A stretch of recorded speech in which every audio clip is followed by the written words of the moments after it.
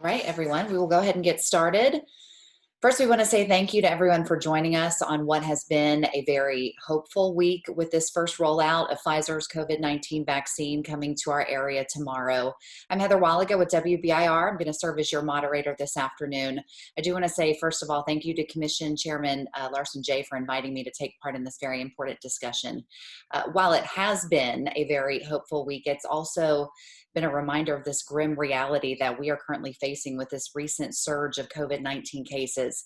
Today, we are reporting the CDC has now ranked Tennessee as the second worst state in the country in the number of people testing positive for COVID-19, as we report yet another day of record high number of single day cases, over 11,000. 52 new deaths as well. And the situation obviously even more dire as we head into the holiday season. This afternoon, we are talking with some of our local legislative leaders and the region's top medical professionals about the impact the virus is having on our community and how we get through this next phase of the pandemic together. This is not a political debate. This is an session.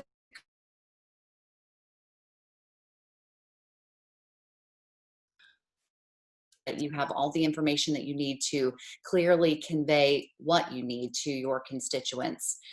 We want to start this by thanking State Senator Dr. Richard Briggs, Knox County Commission Chair Larsen, Knoxville Vice Mayor Gwen McKenzie, and Farragut Vice Mayor Louise Povlin for putting this virtual roundtable together.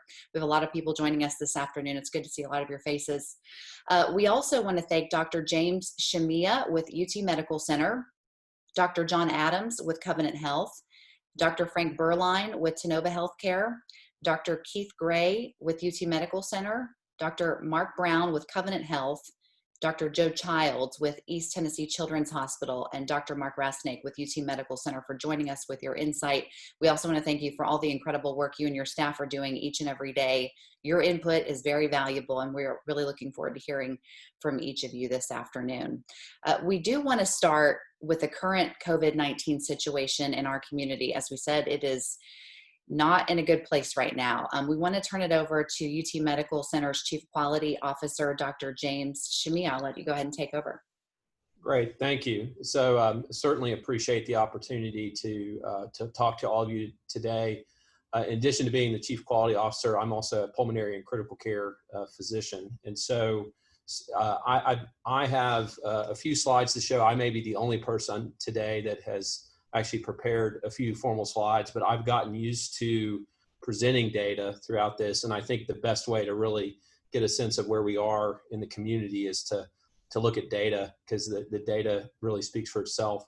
I'm going to show you really the current state in the region. That this is not just a county problem. Obviously, COVID affects the entire region, and for that matter, the hospitals, they don't just serve a county, they serve all counties in the region. In addition to that, it's really going to be a little bit more of a data presentation focused on hospitals, things like hospital census across the region. So with that, I'm going to share my screen.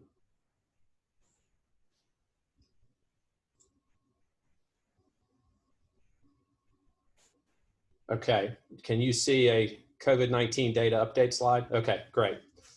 And so this will just take a few minutes. And so first of all, we look at, this is new cases by week and by month. And to orient you about these slides, there will be Knox County, which speaks for itself, but then that THA Knoxville district is how the Tennessee Hospital Association defines the district, and it's all the counties in that box. On the left-hand side are new cases by week, and on the right-hand side are new cases by month.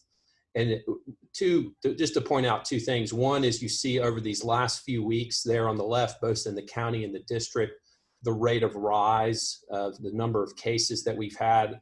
The week after Thanksgiving in the county, 2239, and then the week after that, 2855. But even more importantly, if you look over on the right at the month of December, you see really with just halfway through the month, we're already at the level we are for all of November. And so the December case diagnoses are going to really outpace anything we've seen prior to that. So then this looks at the population centers across the state, Shelby, Davidson, Hamilton, and Knox. And notice that the left-hand axis is adjusted depending on the number of cases. But what you see in Knox is just the rate of growth that we've had over these last few weeks. And honestly, our closest peer at this point is likely Davidson, just in terms of amount of cases. And that's notable because we certainly don't have the same population that Davidson has. And so that just is an indicator of the amount that COVID is spreading within our community. So this breaks those new cases down by age decades, and then 51 and over. And so what you see here, first of all, is that the all age demographics are now spiking. For the last several weeks, it had really just been those 51 and older, but now we're starting to see them all rise. But by far, the new case diagnoses are being driven by those who are 51 and older. I think there's two reasons for this. One is we're at a phase in the pandemic where the thing driving testing, by and large, are symptoms, and those who are 51 and older are more likely to have symptoms. The other thing, though, from a hospital perspective, is we know those who are older are more likely to be hospitalized. And so that group that's driving the case diagnoses are also a group more likely to be hospitalized. So this is the only slide that is specific to UT Medical Center, and that's just simply because this is not the type of information that's available far and wide, but this is a single day at our hospital of the patients hospitalized for COVID-19 and the spread of ages. On the left-hand side are those in acute care, or in other words, not in the intensive care unit. And on the right-hand side are those that are in the intensive care unit. And what you see is, even though clearly there is in acute care side, more that are 70 and older, there is quite a distribution of ages represented there. And you see that notably on the intensive care side, there's also a distribution of ages, including those younger ages. So the point is that it's not just something affecting those who are 70 and older. So this is the positivity rate, and you can see that in the early summer, in spring, summer, May, and June, we were hovering well below 5%. Then in the August timeframe, below 10%. And now we seem to be steadily over a 20% positivity rate. So when you get this level of positivity in terms of positive tests, it's just an indicator that whatever attempts have been made with quarantining, contact tracing are really, they've ceased to be effective. So now, just to wrap up these last few slides, to focus on hospitalizations. These are new hospitalizations, the same orientation by week and by month in the county and the district. And there's a data lag for a variety of reasons between cases and from a reporting standpoint. So this is not totally up to date, but what you see is we're starting to see that post-Thanksgiving spike in new hospitalizations. And you also see on the right-hand side, similar to case diagnoses, that December is going to likely, with us only being halfway through the month, far exceed November in number of new hospitalizations. And then finally, this is the inpatient census on any given day across all the hospitals, across all of these counties. And so I'll just talk you through this just a minute. This is my final slide. So what you see is, first of all, in the summer, we had a spike to 185. That likely correlated to the combination of Memorial Day and July the 4th. Then the number came down. And again, this is the number of patients hospitalized each day across the region for COVID-19.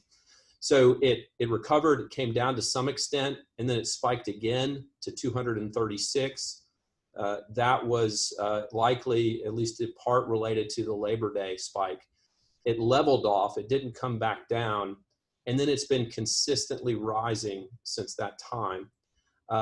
This rise doesn't correlate with a specific event. We're just now starting to see the post-Thanksgiving spike.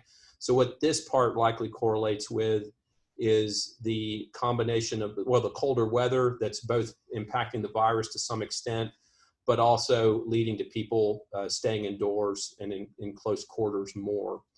And so when we've projected that out, you can see that line. It's a pretty steady diagonal line upward at this point.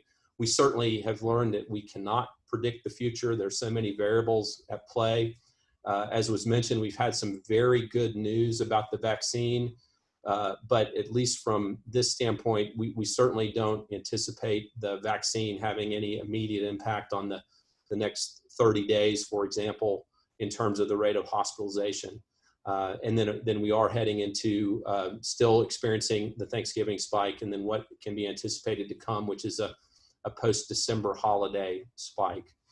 And so with that, I'm going to stop my screen share and hand it back over. All right, Dr. Shamiya, thank you very much for sharing that. We want to talk now about the impact of COVID-19 on local hospitals. And for that, we're going to turn it over to Dr. Frank Berline, the Chief Medical Officer and Chief Quality Officer at Tennova Healthcare.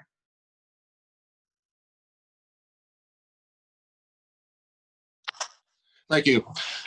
First, I'm just going to thank everyone for allowing us to be here today and present this information. Certainly something we've been dealing with for a long time, and we appreciate everyone's desire to know more about it. We're going to start. I'm actually co-presenting this part with Dr. Keith Gray, the Chief Medical Officer at the University of Tennessee Medical Center, and I'm going to let him start us off with a little discussion from there. Thanks, Frank. And again, I want to echo Frank's and James' sentiments for having us here this afternoon to share with you. I am Keith Gray, Chief Medical Officer at the University of Tennessee Medical Center and also a practicing surgical oncologist. So I want to start and talk a little bit about the hospital situation and really start from a 20,000-foot perspective and talk about the gains that we have made as a group of hospital systems. The first thing that I'm most proud of is our ability to collaborate. We formed a collaborative union during early in this pandemic, really in the early part of March, and committed to addressing these unknowns together. That collaboration included the University of Tennessee Medical Center, East Tennessee Children's, Covenant Health, Tennova, and Blount Memorial Hospital. We committed to let no system fail, to share information, to be transparent with each other, and to commit most of all to caring for the comprehensive needs of our community. I think our collaborative efforts was a differentiator for us in the beginning and also now. From a statewide standpoint, it was clear that we were leaders in the Knoxville metropolitan area in our ability to collaborate and to come up with solutions to address this pandemic. And also our relationship with the Knox County Health Department has been invaluable. We consider them the hub of the spokes during this collaboration. Secondly, I want to talk about our priorities. Our priorities, again, from day one was ultimately patient safety and the safety of our team members. With that said, we limited visitations to keep both parties safe. We screened our visitors. We tested our patients that were undergoing surgery to make sure that they were COVID-free. We segregated those with COVID from our non-COVID patients, and we committed to advocating for and practicing the 5 core measures. We also wanted to maintain a culture of integrity, of trust, and transparency for all stakeholders, not the least of which was our patients, providers, and obviously our community. And we wanted, again, to provide for the comprehensive healthcare needs, not just for COVID patients, but for non-COVID patients. Our constraints now are different from the constraints we had initially. Initially, as you know, our constraints were the unknown, first of all. Secondly was testing. And third was our PPE supply. We shut down all non-essentials back in late March and early April, just so we could create an anticipation of the need for capacity and also staffing. And while that didn't manifest, it may not be a stretch to say it did manifest because of the aggressive actions that we took. But clearly, we don't want to go back there. We don't want to shut down again. We want to continue to take care of the comprehensive needs of our patients. During that time, I think most would agree that we saw some potential exacerbation of disease. And so we want to remain open. Our current constraints, though, are our capacity in light of the data that Dr. Shamiya just showed you, and our ability to staff those beds when we need them. Obviously, all of our team members are vulnerable to the amount of COVID that's in the community. So we want to keep them healthy so that they can continue to take care of the patients of East Tennessee.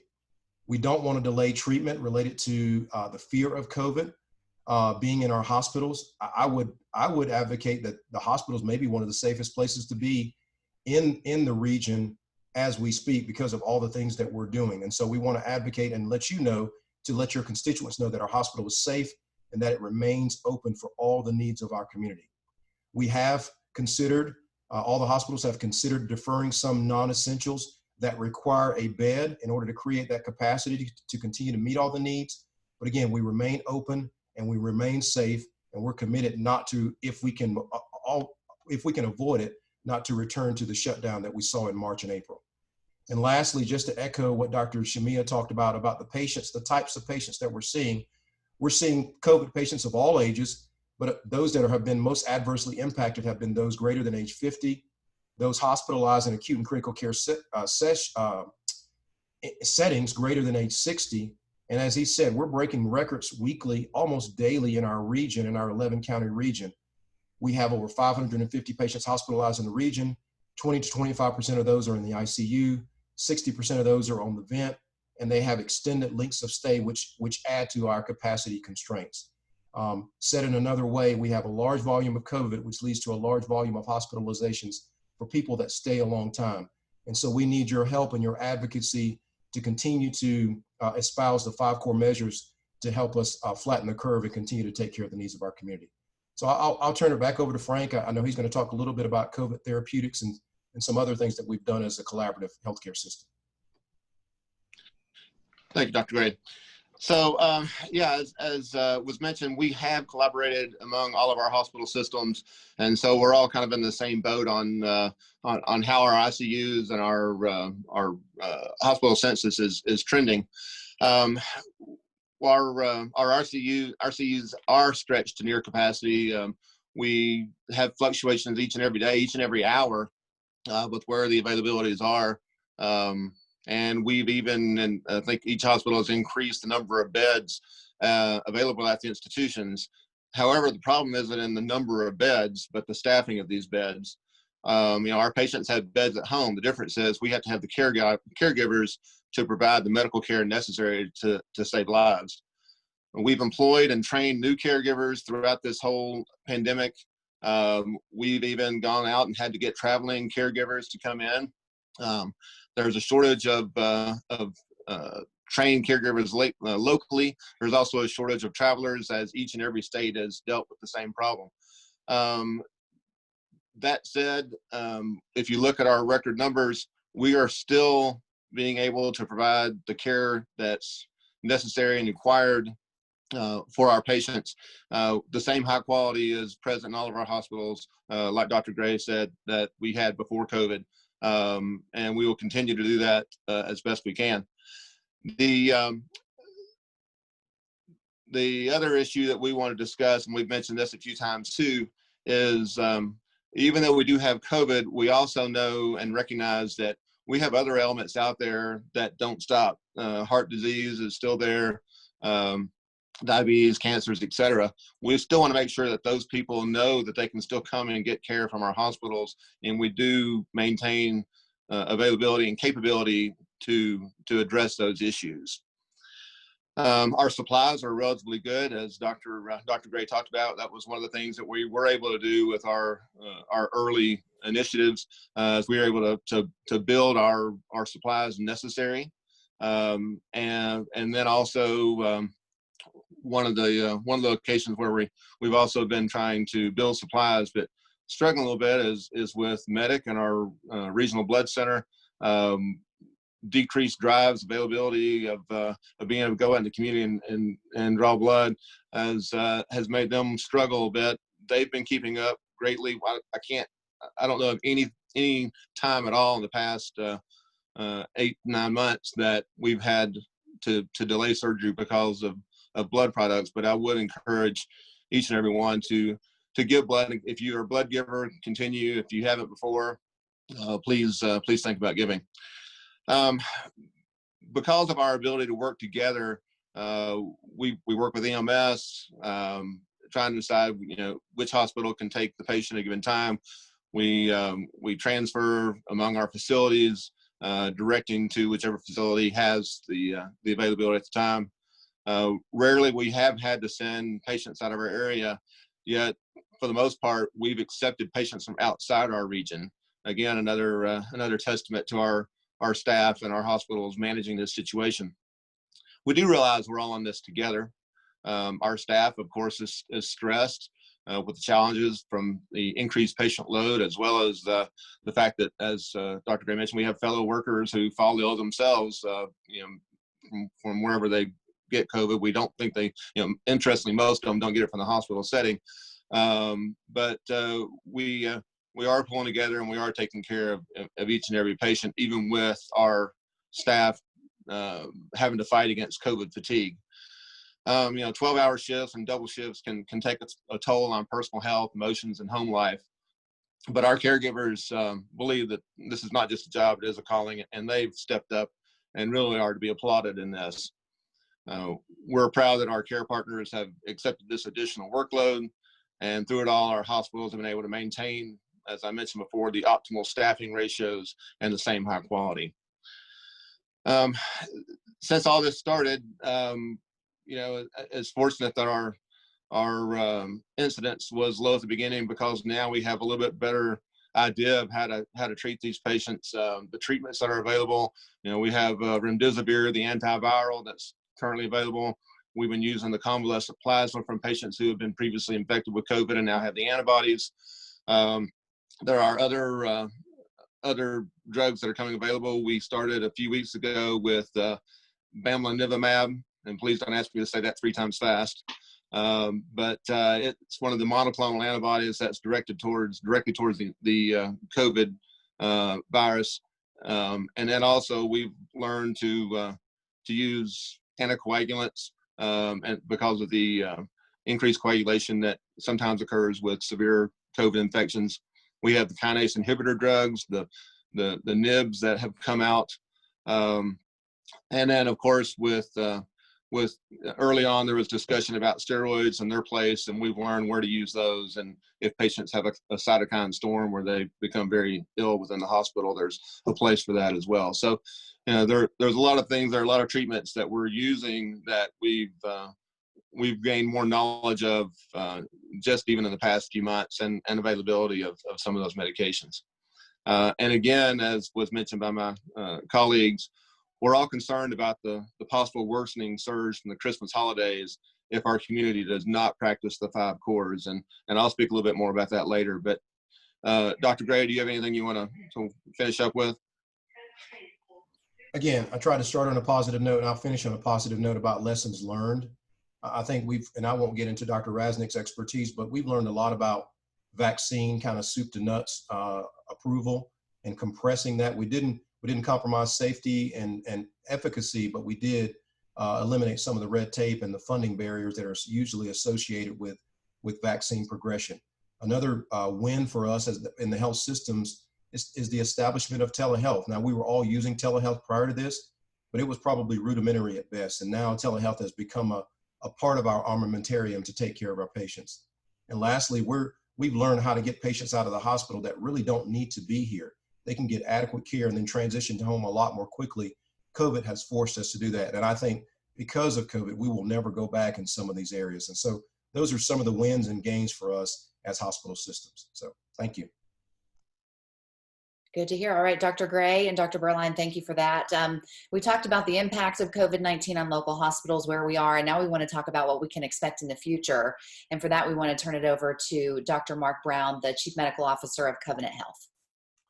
Thank you, Heather, and I'll echo my colleagues' sentiments. Thank you for having us. We're happy to be here and speak to this group today. Since we started this pandemic, I think my definition of what the future is has changed a lot. A lot of times the future feels like, what are we going to do tomorrow? Based on the rapid changes that we're seeing and the rapid increase in cases that we've seen. But a couple of thoughts just about the short-term future that I think we can anticipate, and then a couple of things for the long-term future. First, and I think James alluded to it, when this pandemic first started, there were a lot of models. There still are a lot of models looking to predict how many cases, how many deaths, how many ICU patients, how many ventilators. What we've learned is that most of those models are good a couple weeks out, probably at most. Some of the predictions that were 4, 6, 8 months down the road have either been very high or very low. All of those models have different suppositions, and we have really shortened the time frame that I think any of us are trying to predict where this is going to go in terms of number of cases, et cetera.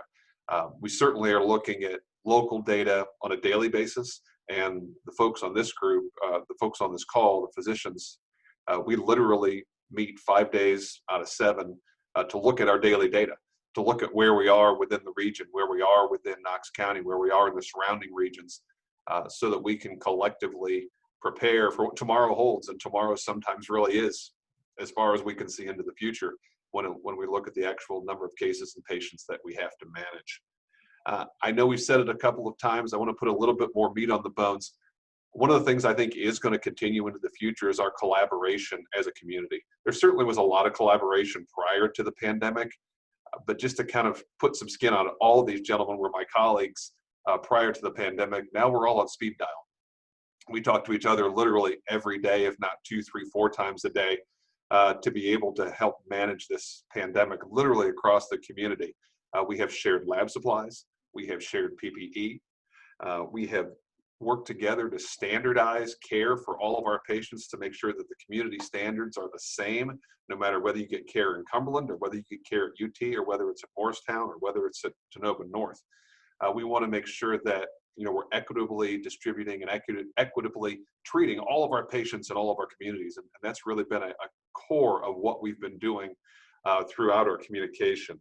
I think that's going to be really important in the future, and I think our patients as a community have benefited from that greatly, not just on the COVID side, but as Dr. Gray alluded to, outside of that. I think it's really opened up channels for us to provide an even higher level of care, and I think we already provided a high level of care to our community, but to continue to elevate the care that we're able to provide for all of our patients across all of our communities and counties that we serve.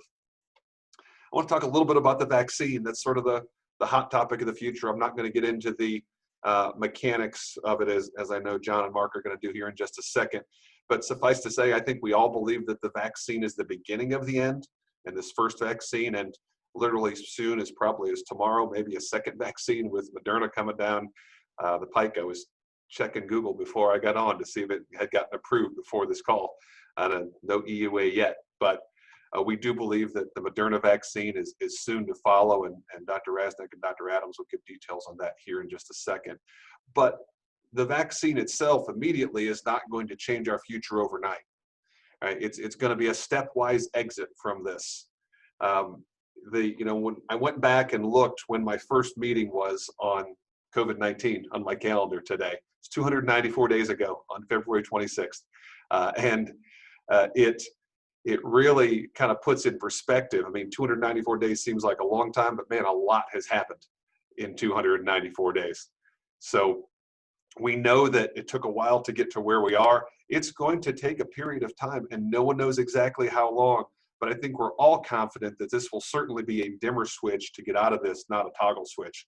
It's going to take us a period of time to sort of step down as we get more people vaccinated, as further treatments come out, as further vaccines come out. All of those things have an impact. And certainly as we continue to practice those 5 core actions, as all of my colleagues have alluded to, and I know Dr. Berline's going to speak to here in just a second. A couple of other positive notes that I think are really going to come out of COVID-19, and Dr. Gray alluded to some of these. Telehealth is here to stay. There's no question. I talk to our Chief Medical Information Officer, Dr. Halford, frequently, and she said it well. We really did about 3 years of acceleration of telehealth in about 90 days. And that literally is no exaggeration. Things that were in the pipe, planning to be done, were accelerated. The federal government made some changes, but as much as anything, we had to do it. We didn't have a choice. And the access that's provided to patients for all types of services, both on the inpatient and outpatient side, has been astonishing. So just as by example, and I can't speak for my other colleagues what they've got in their facilities, but I can speak to Covenant. We've all had the access to televisits with our primary care providers or our specialists on our iPhones or our Androids, whatever your preference is, that I think all of us have implemented.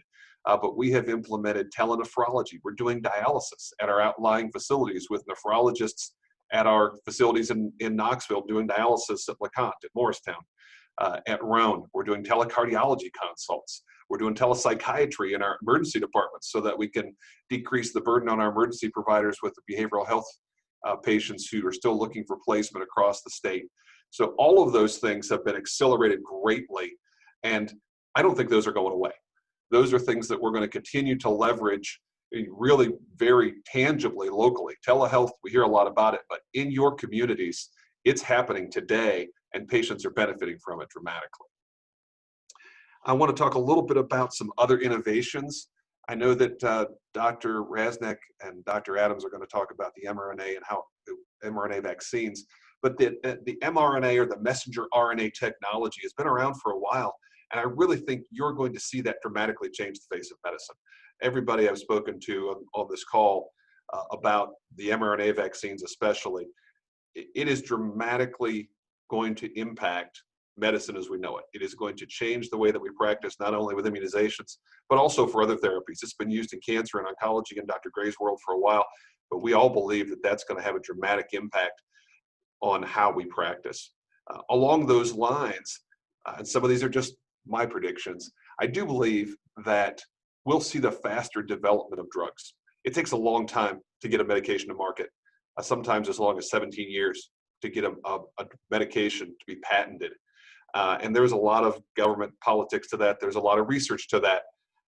With the development of the vaccines recently and the assistance of the federal government, there has been an incredible redesign in how medications are made. Still very safe, still thoroughly vetted, but doing things in parallel instead of in order, one after another, so that we can get things to market that much faster.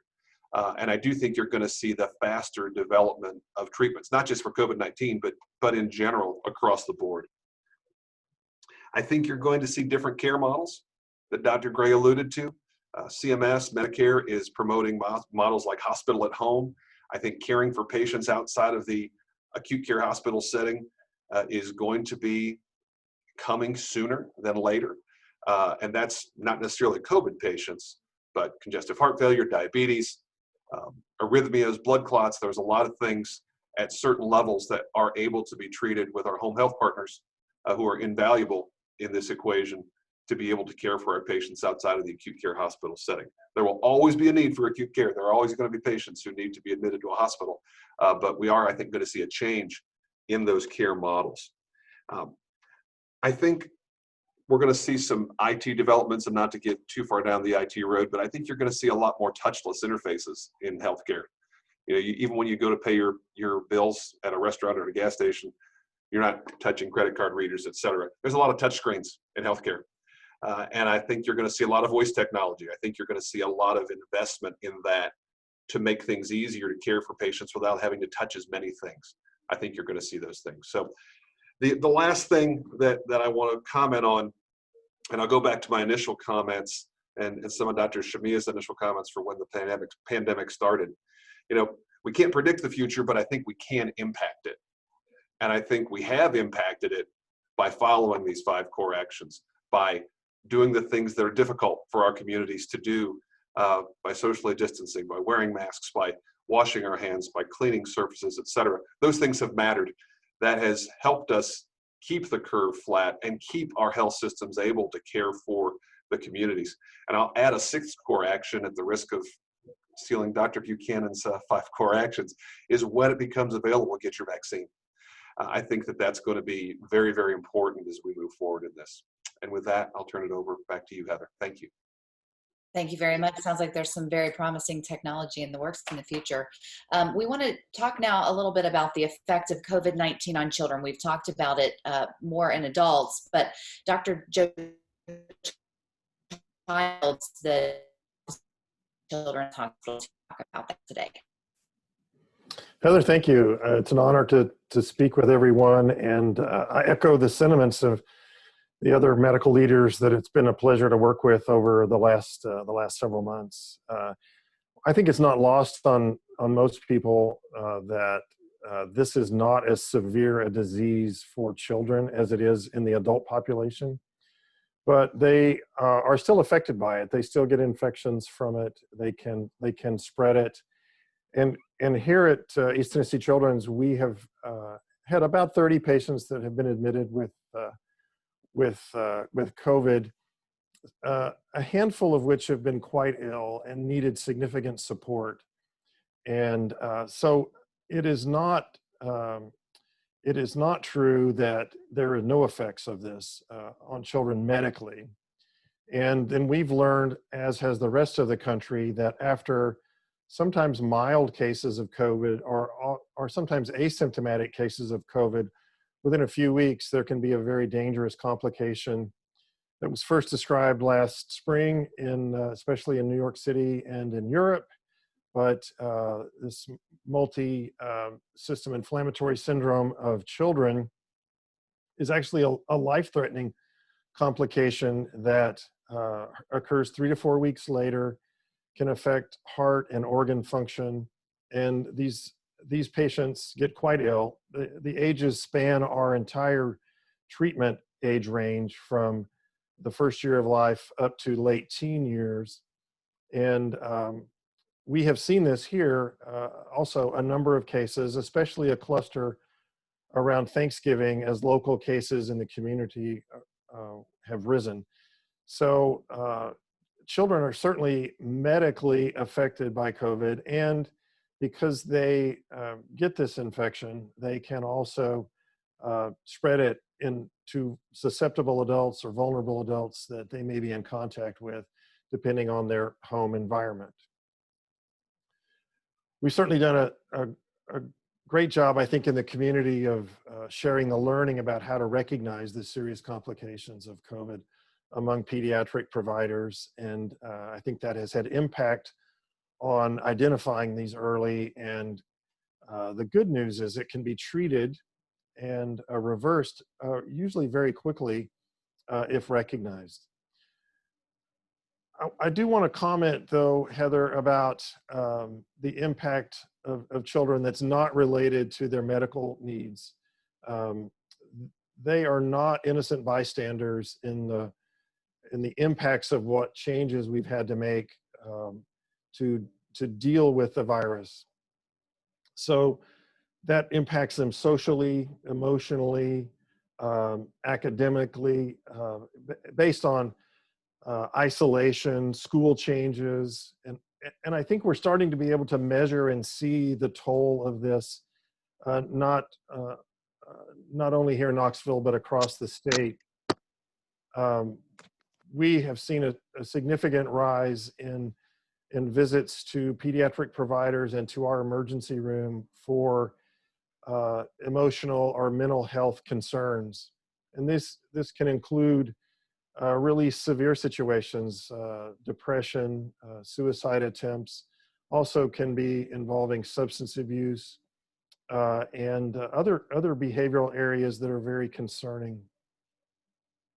This is approaching disastrous proportions in terms of how much of this is being seen in offices and ERs in our community and across the state.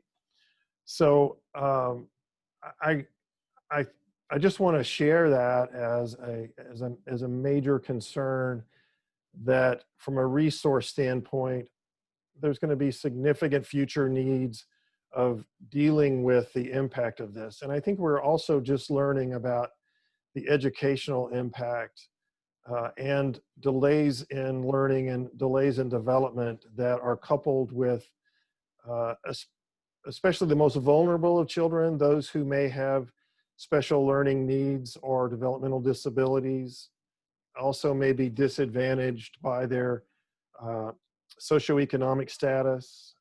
We know that especially in the Hispanic community, there are measurable losses of especially economic resources for those families, and the impact for availability of food and extra resources that are needed to help during the stressful time are just lacking. So as advocates for children, I think here at East Tennessee Children's, we really want to emphasize that there is major impact here, and it's gonna be something we're gonna learn about for a long time going forward. We're excited about the development of the vaccines, and certainly immediately impacting our staff to be able to protect us from this illness so we can be here to provide the services that we need to for children. You may be aware that children have not really been studied yet for the vaccine and are not receiving the vaccine. But that's important work that lies ahead, because to get immunity of significant percentage, part of the pediatric population is going to need to be vaccinated to achieve that herd immunity that you hear about. So much to come, but again, we're very excited. We also are very involved in telehealth and other learnings from this that are going to impact us going forward, and we're excited about that future. We're very hopeful about the future, especially with days like today where we know that shipment of vaccine is coming to our city to start the very first stages of community impact of vaccination. It's been an honor to work with the other hospitals and leaders, and I think we are in a new era in terms of collaborating and cooperating. And that way we can learn together and make sure that none of us are suffering from a lack of availability of certain resources or lack of knowledge about things related to this illness. And we at Children's have definitely benefited from the adult systems and hospitals in the county and as well as in Blunt Memorial. So I just want to thank you again. And I also would share that we have reached out and are available to be a resource to our adult partners as the situation dictates. If things worsen, Children's Hospital is here to stretch our capabilities in terms of caring for not just pediatric patients, but young adults. We certainly hope that's not necessary, but you saw Dr. Shamia's slides on the current trends, and it is extremely troublesome that things may get a bit worse before they get better. So thank you again, and I'm happy later to answer any questions relative to our hospital and system. Thank you, Dr. Childs. We want to make time for the question and answer portion of this roundtable, but first we want to talk to Dr. Berline again about the value of following the 5 core actions. Yes, thank you, Heather. So yeah, we have discussed before about the 5 cores, and of course how you learn things with repetition. So I will go through them again briefly, but Dr. Brown noted some of them. But wear a mask, keep your hands away from your face, social distancing, wash and sanitize your hands, clean surfaces, and of course stay home if you're sick. And then, as Dr. Brown mentioned, and if the vaccine's available, take it. When we're looking at all these, there's a recent article that's taken an older study, or an older analogy rather, and saying that all these things are like slices of Swiss cheese. None of these are 100%, but when you take those slices and you stack them up together, the holes get covered, and your likelihood of developing COVID is diminished significantly. The mask in and of itself is quite beneficial. There was a recent article by the University of Vanderbilt, Vanderbilt University, that stated it's very clear that areas where masking requirements have remained in place have seen much lower growth in COVID-19 hospitalizations. So that is good evidence that we need to continue wearing a mask everywhere that we're exposed to others. And the nose is connected to the mouth and the rest of the lungs. We need to make sure we wear those masks properly. The other thing about the mask and doing these things is it actually has also helped us with our flu for the year. I did mention, but I'm a surgical and clinical pathologist. I went and asked our med techs the other day, what are we seeing as far as our flu numbers? And they mentioned that they were quite low compared to previous years. I did a little research, like CDC and the WHO, and sure enough, the flu prevalence typically this time of year is about 2.6, and we're only seeing about a 1.6 in the Northern Hemisphere. That's about a 40% decrease in the flu over what we would normally see. This decrease in the flu means we have less people with severe illness from the flu coming to our hospitals. So it does enable us to kind of shift some of our resources toward handling COVID. So it's a kind of a nice blessing there to allow that. We have to accept, we do accept that these 5 core measures do prevent COVID and other diseases. The problem is a lot of people don't participate in this because they think it won't happen to me or anyone I love. Many people who end up in the hospital have this same thought. And so I didn't think this would happen to me, that I would end up here with this. There's an old adage in medicine that that can be applied here, is that even though the risk of death may be less than 1%, if it happens to you, it's 100%. So we need to keep that in mind and keep our guard up. Many of our hospitals have suffered critical shortages of staff beds after this recent Thanksgiving gathering, and we're concerned about the Christmas and New Year's holidays coming up. And I cannot stress enough how these 5 core measures can help us get through this next exposure and maybe avoid a tsunami. And then, as I mentioned before, our hospital workers may have some COVID fatigue, having dealt with this now for this many months. We're working through it, but the community has to work through it too. The community has to avoid COVID fatigue. Each of us has to engage in personal responsibility to prevent the spread of COVID, and we must encourage it in others that we see. That's all I have on the 5 cores. Thank you. Yeah, thank you very much. We want to move on now to vaccines and the next steps. We'll talk to Dr. John Adams with Covenant Health and also Dr. Mark Rasnick with UT Medical Center. There we go. Hello, everyone. Thank you for inviting me to participate. I'm honored to be part of this group and to have a chance to speak to our community leaders and state leaders about where we are and what lies ahead, and to try to do so as succinctly as possible, that not always being a ready matter for me. As we said, the vaccine is on its way, and we're expected to be getting our supplies tomorrow. I know within Covenant Health, we're going to begin vaccination programs about 6 a.m. on Friday morning. And trying to work in a very organized fashion to get our first line healthcare providers and staff immunized and able to be building up our immunity to the virus so that we can continue to provide care to our patients as the surge continues. As Dr. Brown said, this is a beginning. This is going to be incremental. We've got a big hole that we're in, and it's going to take a while to climb out of it. The vaccine will definitely help that. And I cannot stress enough just how important this step is. The vaccine has not been rushed. It appears fast because we have seen such a watershed change in our technological capabilities with vaccine development and deployment with this pandemic. This has never before been seen in human history.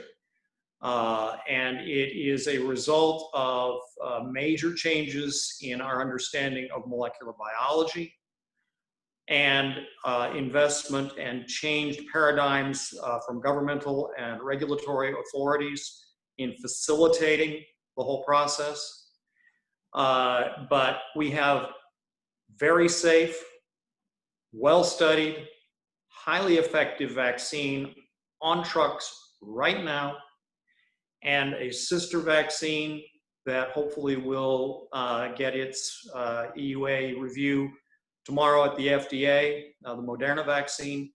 And we all are fully expecting, with the numbers that we've seen so far on that it will also be approved. That will help enormously because that gives us another entire supply chain for this very valuable product. there's a lot of myth and misconception about vaccines in general that's been in our community for a long time. And COVID vaccine is certainly no exception. And I'm not going to try to go through them. I'd keep you here all night trying to go through everything that's coming to my ears with various misconceptions and myths. I'll be happy to address specific questions if they're raised in the Q&A portion. But just to our community leaders and to members of the community that see this subsequently, don't necessarily read everything and take to heart what's on Facebook. These are safe, these are effective, and I can tell you, I'm already been informed, I'm #1 at 6 a.m. for Covenant Health on Friday morning. And it will be with pleasure and without reservation that I roll up my sleeve. This is safe, and this will help. And being now in that age group that's a little bit higher risk, I'm glad to be getting it. And as we begin to be able to roll this out, this is going to help enormously. We've still got to maintain all of these core measures and core practices. We've got to wear our masks. We've got to socially distance, wash our hands, avoid large groups. It's hard. This is getting really, really old for all of us. We're in this same group together. We're all a community. It was said it takes a village. We're all together. I'm so proud of East Tennessee and of our leaders and the leaders in our medical systems for coming together over this. Knoxville has always had, East Tennessee has always had a tradition for coming together for things like this. I've been here long enough, I've seen it many times. This is another shining example of how we can work together. And as a community, from the top all the way down, every citizen, we've got to continue to pay attention to the very well-established means by which we can avoid infection and avoid spread of infection, while we're rolling out means to then prevent it by vaccination. So I just can't stress that enough. And I don't want to take all the time. My colleague, Dr. Rasnick, I know has some things to say, and I want him to have that opportunity. Thanks, John. And I appreciate kind of that lead in, and I beat you to the vaccine. I received confirmation from Pfizer about 30 minutes before this that I received active drug in the trial. And I was a participant back in the summer in this mRNA trial from the Pfizer product. And I had trust in that technology from what I had seen from the preclinical studies from the early 100 or so trial participants that this looked like a very promising and safe thing. And I received my first 2 injections in the late summer, early fall of this year. Had no idea which product I received with certainty until about a half an hour before, and they unmasked trial participants, and I had the active drug for this. And that's just a very encouraging thing. But knowing more now, I have even more confidence in offering this vaccine, not just having read the data, seeing the preclinical trials, being a trial participant, reading the phase 3 studies. I've been through all 92 pages of the FDA submission, and I would happily offer this vaccine to any of the staff that we've been working so hard to protect going back since this pandemic started, and any of my family members. I wish I could get them to the head of the line to get us back to normal as a family group, but our staff at the hospital are the most critical ones right now for this community. And we're going to start tomorrow afternoon with a small group to pilot the system. And then, Friday is going to be our first full day as well. So we're looking forward to that. The thing to expect from the vaccine is it's going to be a constant effort on our part to reassure our employees, and when it gets to that time, the public, about all the misinformation that might crop up from time to time, but also the legitimate concerns about side effects that you're going to see. There will be a few allergic reactions as this vaccine rolls out. That's inherent with any medication that we use. Every antibiotic that I prescribe, there is a handful of patients that are going to get allergic reactions to things. We can treat those, people recover. We support patients as this happens. Also, there are going to be side effects that make people feel poorly for a day or two after the vaccine. People are going to feel run down. They're going to have fevers after the booster dose. That's an expected part of this trial. So we need to be very open with people as we roll this out and tell them that this is going to be a little more challenging in terms of your short-term side effects than a flu shot. But it's going to be very brief, but it's going to provide you a tremendous amount of protection. 95% efficacy against a respiratory virus is unheard of. That is just tremendous levels of efficacy for a vaccine. And technology like this will get us back to normal, but it won't get us back quickly. Just to kind of round up some of the data, Dr. Shamiya showed a slide with the state, and it had these little numbers on it with decimal places, the basic reproductive number of the virus. And it's just a shade above 1 kind of everywhere across the state. That means everybody that gets it infects one more person plus a little bit more, and it keeps the epidemic propagating. But that number could be a lot higher. The core measures are working. As frustrated as we are with this epidemic accelerating, it really would be a lot worse if we weren't social distancing, if we weren't doing hand hygiene, if we weren't, doing what we're doing. And that alone just isn't enough to contain this thing. We need the vaccine with it. And when we start thinking about herd immunity, as long as we're doing those other measures, that herd immunity threshold to stop the epidemic in the short term goes way down. We may only need 20 to 30% vaccine coverage before we start to see a real difference in how it's transmitting. But that doesn't mean we get back to normal, because as soon as we start crowding together again and going out without masks and traveling heavily and all the other things we do, interacting in large mass gatherings, the things that we all want to be back. I really want to go to another concert. I need that feeling. But to get back to that level of social interaction, the herd immunity threshold goes up to make that safe. We need to get to 70, 80% or more to really defeat this virus. And so when the numbers go down after the vaccine starts to kick in, it's going to be important to remind folks that we're not out of the woods just yet. We need to continue to do all those other things. The data people pointed out about the flu, the reason the flu is non-existent is because of the core measures. The flu vaccine is an effective vaccine, but only about 30 to 50% on any given year, compared to 95% for the COVID vaccine. But we've taken a partially effective vaccine with pretty good population uptake. I think about 60 to 70% of the population gets the flu vaccine. And we throw on board the core measures, and you're just not seeing flu. And so we throw in a highly effective COVID vaccine, we get maybe 30% of the population. The same math will kind of work out in the short term, and we'll see the COVID rates go way down. But again, that doesn't mean we're out of the woods until we get that vaccine, 70, 80%.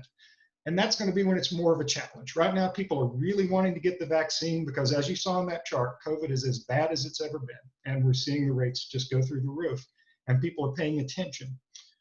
It's going to be more difficult to get people to come in for vaccination when the COVID rates go down. It's the same conversation we have about measles sometimes. People have never known someone with measles. People have never met someone with measles. I've been an infectious disease doctor since 2004, and I've never seen a case of measles. And that doesn't mean measles isn't a threat, but it's hard to talk about the vaccine being important when no one's really ever seen measles. COVID will eventually get to that point where it's not everywhere, it's not the only thing people are talking about on the news, and we'll still need to be encouraging this vaccine to make sure we get rid of it and get rid of it for good so that we can get back to normal. But again, very optimistic. Tomorrow is going to be an extremely busy day getting this vaccine clinic up and running. A week ago, basically, we didn't know that we would have a vaccine on a certain date, and we had really no definitive plan on how much we had to give. And now we have to have a vaccine clinic in place to vaccinate thousands of people over a 2-week period over the holidays. The nimble behaviors that we've all learned through COVID has prepared us for this. We're all sort of used to not being able to predict the short-term future. We've learned to work together as a team. We know how to roll this stuff out. And so we have people that are used to dealing with this stuff on short notice and getting us where we can deploy this vaccine effectively to our highest risk staff. And really looking forward to getting that process started. So I will stop there. If I could add something, I've seen some questions while you were talking coming about on vaccine effectiveness. This may just help get that out.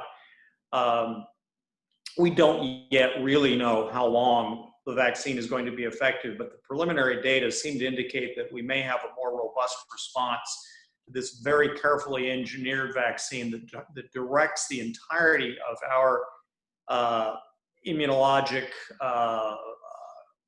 capabilities against one specific target area than responding to the entirety of the virus with a wide array. It's sort of like taking a battalion of soldiers on a 100-mile front versus the same battalion on a 1-mile front. You're going to be much more effective on that smaller area. And I think the data are beginning to indicate that although the natural immunity to this virus may be not too long-lived, the vaccine immunity may be vastly superior. We will learn as we go on, but that by no means, any doubts about that by no means reduce the importance of getting as much penetrance of vaccine as it is available as is possible, because even short term, it's going to help. Thank you, Dr. Adams and Dr. Rasnick, for your input. We really appreciate that. We do want to move on now to the question and answer portion of this discussion. We are getting some questions in our chat, so I'll try to keep an eye on that too. When we came to each of you to be part of this discussion, we asked you for your questions. So most of these questions were submitted by you. We do want to remind you that you are the voice collectively of about 1 to 2 million people. So you can take this very valuable information to your constituents and all citizens region-wide. And I'll invite any of our medical professionals to chime in on these questions. The first one that we got is, why do you think that there has been such a reluctance on the part of the public to accept the science of mass and social gatherings and avoiding large gatherings? Why do you think that there has been a reluctance of people to do that? I'll take the first stab at that. I think because of the conflicting data we heard around masking when the pandemic first started. One was that masking was ineffective or unnecessary, and then we pivoted pretty quickly to say masking was helpful. And I believe the latter is true, and I think you've heard that from our experts online today. Secondly, because Dr. Rasnick talked about longing for the day that he can get back to that concert or that social gathering. That as a society. That is how we thrive. That is how we avoid mental illness, as Dr. Childs talked about before, by gathering and enjoying each other's company. When you can't do that, it becomes inconvenient and depressing, for lack of a better word. So I think the reluctance was around the inconvenience of it. But I think as the science proves the 5 core measures to be effective, I think there's been a greater adoption of those core measures. And some of you have said on the call before that we've seen the impact of that on our community. While we see that staggering exponential curve that Dr. Shamia showed initially, I think that curve would have been significantly more distressing had we not adopted those measures in this community early on. If I could say one thing on that also, I think as Americans, we're very proud of being able to be independent and make our own choices. And it's sometimes very hard to be told to do something that's inconvenient. And that may get in the way of doing what's right. But we also have such an incredible history of being able to pull together and do what's right for ourselves, for our community, for our nation, for the world, when it really counts and when there's evidence that that's the right thing to do. Great sacrifices have been made in the past, and I don't have a problem with sacrificing people seeing my smiling mug when I'm out because I've got a mask on, if I know that that's protecting the person next to me, or at least 6 feet away from me. So that may have impacted it some, but I think we just have to realize we're going to get through this, but we have to do this together. And that requires that we all cooperate with things that may not always be easy, but it's going to work. Dr. Adams, maybe you can talk a little bit more about the importance of wearing a mask. One person wanted to know if you could talk about how it helps protect you, how it helps protect others, and why does social distancing reduce the risk of getting COVID? Sure. Well, the mask, it's a barrier. The virus is on the various particles of water and mist and such that come out of our noses and mouths when we speak, when we cough, when we sneeze. I'm sure most people have seen those high-speed photographs of the sneeze and the cloud of particles it's produced. the majority of those particles are trapped at the source by a simple mask. They're not perfect. Some will get past, but the majority are going to be stopped at the source, so they never get past the individual. The social distancing then adds to that, because many of those droplets will fall off and no longer remain in the air after 4 to 6 feet. I realize there are studies that show that some particles can go as far as 30 feet, and that may be true. The point being, the majority of things are going to drop off after a short distance. So if you put a barrier in front of the source that's going to substantially reduce the amount that gets out, and then you put a physical distancing barrier between individuals so that most of what does manage to get out won't get to the next person, you create this layer. I love the example that was made about the Swiss cheese. That was prescient, because where the holes are don't line up, and as you layer things on, they form a much stronger and much more solid protection than any one thing alone. Wearing a mask mainly protects your neighbor. Now, the N95 special respirators that we use in healthcare when we're taking care of highly infectious patients are designed to protect the wearer. But the general masks that we've been focusing on for normal use for the population protect mainly not the wearer, but the person adjacent to the wearer. And so if everybody is wearing their masks and is practicing the social distancing, then we're mutually protecting each other. I saw a sign on one of the churches that I drive by when I go home at night. It said, "Love thy neighbor, wear your mask." And right now I can't think of a better way to demonstrate love for your neighbor than to wear your mask, because what I do protects you. What you do protects me. We protect each other by adhering to these things. I hope that addresses it some there. It definitely does. Thank you very much. Dr. Schmidt, you touched briefly on this in the beginning of our discussion about how COVID is affecting the health of patients other than the elderly and those with serious diseases. It's said that it is relatively minor disease other than in elderly and those who are already sick.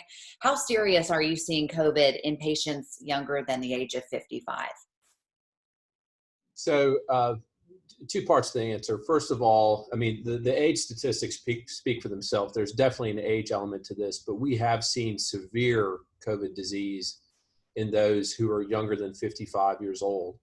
And so some of that has to do with people with comorbidities or other medical illnesses, but not always.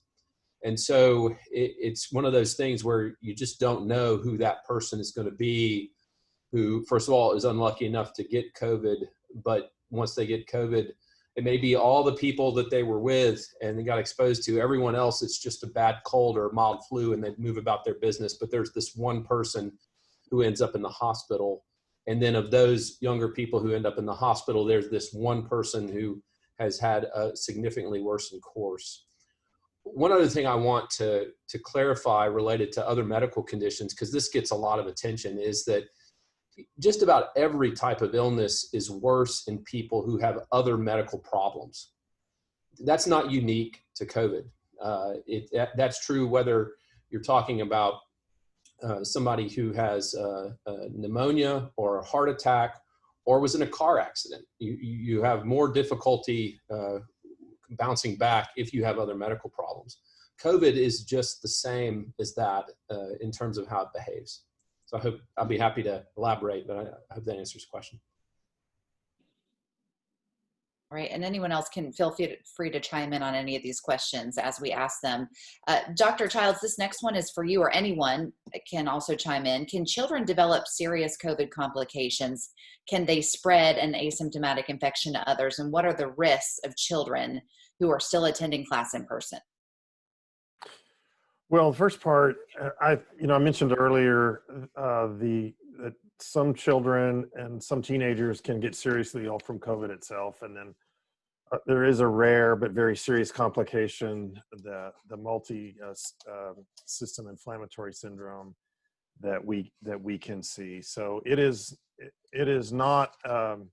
certainly is not as serious a disease for children as it is in adults. But as you advance in age, as Dr. Shamiya was saying, young adults sometimes get very serious cases. Now, that can happen in the teenage years. And we've had some critical illness at children's. As far as them spreading it, I think any of us can be asymptomatic or have minimal symptoms and spread the virus. But we worry about children more because they tend to have less symptoms anyway. And so the answer is yes. There was data, especially last summer, suggesting maybe children don't spread it as readily as adults. That was surprising, but there was basis for that to be put forth based on some studies about which family members get it first and how it spreads in households. I think some of that is balanced now by data that suggests that children may spread it just as readily, but any of us can be asymptomatic or pre-symptomatic and have the virus in our nose and throat and spread it. And then finally, Heather, you asked about schools. Can you repeat that question for me? Sure. Talk about the risks of children attending schools in person. And actually in our chat, someone wants to know if you have any particular concerns regarding how Knox County Schools has responded to the pandemic, offering in-person instruction and then deciding now to move virtually. Well, I mean, first of all, I think I would flip the question and say, what is the risk of them not being in school? Because the scales trying to balance that are, I think, heavily weighted towards the need for them to educate and socialize, and then for those who are disadvantaged to have access to meals at school, and for those children who can't learn well virtually, especially the very young or those who have learning challenges. I think the risk is for them not to be in school, but the challenge is to operate the school and protect your teachers and everyone on campus. And we know that the younger you are, the less likely you are to use masks and tolerate masks. And there's a certain age where a mask becomes more of a problem than a benefit because of how much you might be handling it and touching it. So it is a formidable challenge to try to balance that risk of health versus the risk of not having kids in school. I have nothing but love for Knox County schools in terms of how they've tried to handle it and follow guidance that's appropriate in terms of how they have isolated and quarantined when appropriate. I think their challenges have been keeping a healthy staff to educate. And so I think Dr. Resnick's words about the hope of vaccination starting to decrease the incidence of this may allow the January attempt to come back to classrooms in Knox County to be successful. I certainly hope so, because I think it's very important that that kids be in classroom if at all possible. I could just chime in on that. As an infectious disease doc and a father, my son has been in the in-person instruction with Knox County Schools this fall, and I've been extremely pleased with the dedication and the work that our teachers and our school system has done to communicate with parents to make a safe environment for our children. It has been a tremendous boost to my son's well-being to be able to be with his friends, even though they're distanced. It's my hat's off to the teachers for showing up. They're not used to working with contagious diseases, yet they've been present for duty and they've been taking care of our children. And that's a tremendous thing.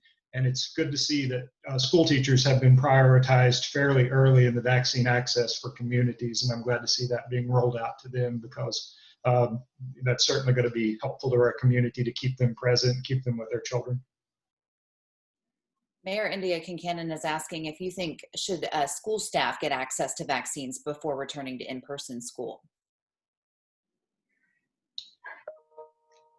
I don't necessarily think that's a prerequisite to going back to in-person school. It would be nice to see that they have enough healthy staff. I don't know how long it will take to have enough vaccine to cover all the school staff and what the implications would be on that. So I would hate to establish that as a prerequisite to going back to in-person learning, because we've certainly seen struggles with virtual learning platforms, nationwide.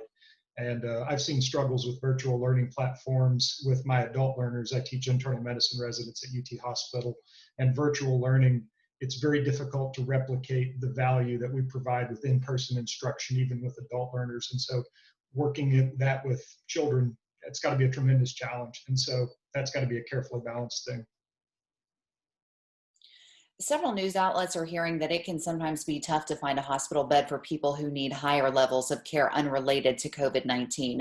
Talk about staffing concerns, non-essential surgery concerns, and even the economic impact of having to maybe cancel those non-essential surgeries, or even dealing with patients who are coming in seeking care that are uninsured. If anyone wants to chime in on that question. I'll jump in first, Heather. I'll mention again the coordination that we have on a daily basis to assure that we're able to care for all of our patients, and both with the HERT system through the state, which helps our ambulances know where to go and to take the patients, that which emergency departments are the most full or not. And I say the most full not because all of us have been full to some level for quite some period of time, and that's not uncommon in the winter. So we all continue to daily manage those patients, and it literally is hour to hour. We certainly have had full hospitals, but we've worked very closely, not only with these folks on the call, with Blunt, with Sweetwater, with Athens, with folks in the outlying community as far as Ray County and Johnson City, if we need to get the appropriate care, we do what we can to make sure we can get those patients into our health systems, including working with each other to say that there may be a sister or a patient that Covenant can't take care of in that particular specialty. I may call one of my colleagues to do that. So again, that collaboration has really helped us to do that. As was mentioned, back in the spring, we had a significant shutdown of, I don't like the word non-essential surgeries, but we had a significant shutdown of our elective surgeries at that time. And we don't anticipate that happening again. We all, I think, have had targeted adjustments in our surgeries and elective surgeries across the community. And I see that sort of being the future until the pandemic slows down, that we're having to make those adjustments so that we can care not only for COVID patients, but for non-COVID related patients. Certainly it has an impact when we have to alter our services financially, but our key is to take care of our patients.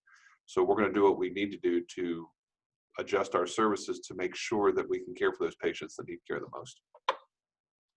And Heather, just one clarification to that last part of that question about patients without it that are either underinsured or uninsured.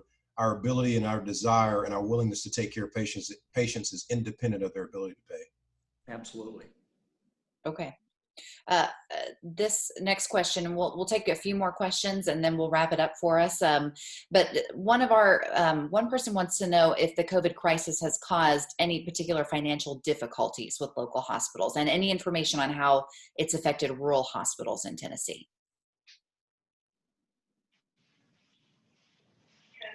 Okay, I guess I'll say a little bit about that. So, we have had some governmental assistance both to the rural hospitals and to the hospitals within Knox County. So, yes, it affected some of our personnel at the very beginning because of as was mentioned before, we did the limitation of surgery back in the spring. That affected some of our employees, but we've managed. I think the larger and the smaller hospitals have managed to stay pretty much where we've been in the past years because of some of the benefits we've received from the assistance from the federal government.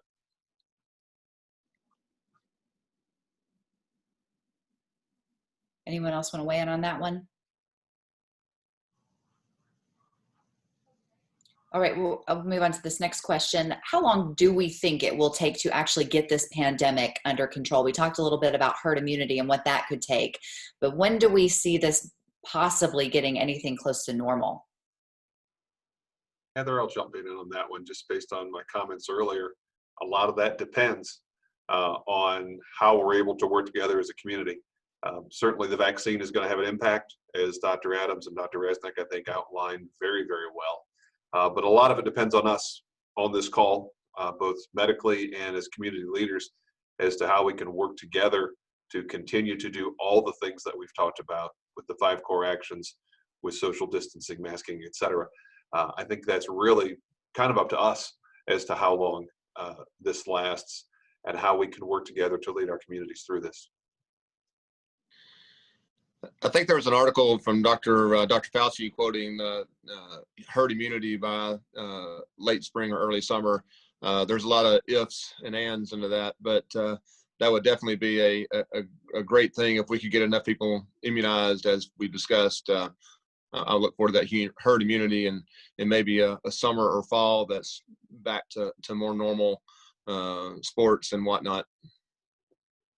As a follow-up to Dr. Brown's answer, what do you think local and state lawmakers can do to mitigate the effects of the pandemic?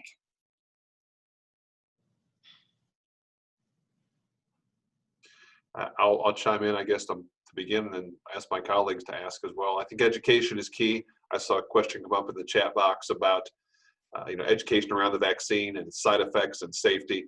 I think anything you all can do to help us to continue to spread the messages, as Dr. Adams said, not necessarily to get all your information, not you, but any of the community off of Facebook, that, to really work with us to help spread the messages that the CDC puts out, which is the guidance that we all follow, the FDA, try to really help us educate the community that, we are working together. We're working very collaboratively, and we all want this pandemic to end as badly as you all do. But if we can all work together and help to educate our community, I think that's really where you all can help us the most. If I could chime in, I think for our elected officials to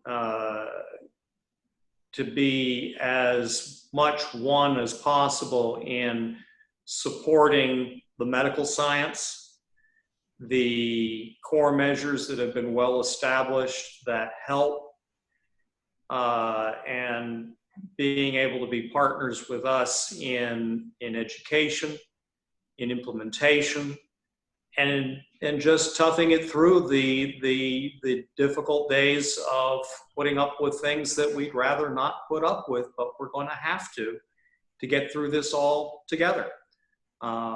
And you all play an enormously important role in that, with your constituencies and with your very particular roles.